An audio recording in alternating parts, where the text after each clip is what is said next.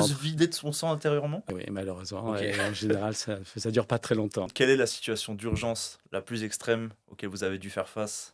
Il y en a une qui me vient à l'esprit, c'est un anévrisme rompu, un anévrisme de l'aorte abdominale. J'avais reçu un patient qui avait des douleurs abdominales très importantes sur une fissuration de l'aorte. On l'a monté au bloc et dans l'ascenseur, il a rompu son anévrisme. C'est-à-dire que tout d'un coup, il s'est vidé de son sang, zéro de tension. D'accord. Donc on l'a posé sur la table d'opération. Pendant que j'incisais, on faisait le badigeon, on mettait les champs, on installait le tout, mais pendant l'incision, pour pouvoir aller mettre un clan sur l'aorte, pour arrêter au moins dans un premier temps le saignement. En fait, son anévrisme était très mal foutu.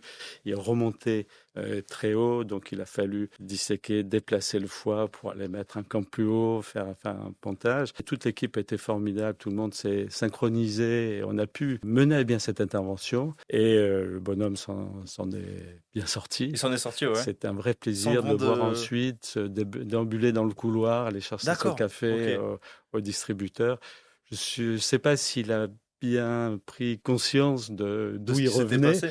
mais ça faisait plaisir de Et quand voir. vous dites qu'il s'est vidé de son sang, qu'il y a eu une hémorragie, c'était une hémorragie interne ou... Interne, Ouais, c'était interne, interne, ouais. ouais, Donc, interne et dans on le peut se ventre. vider de son sang intérieurement? Ah oui, et oui, malheureusement. Ok. Et en général, ça dure pas très longtemps. Il y a d'autres cas comme ça, mais enfin, je pourrais raconter des dizaines d'anecdotes.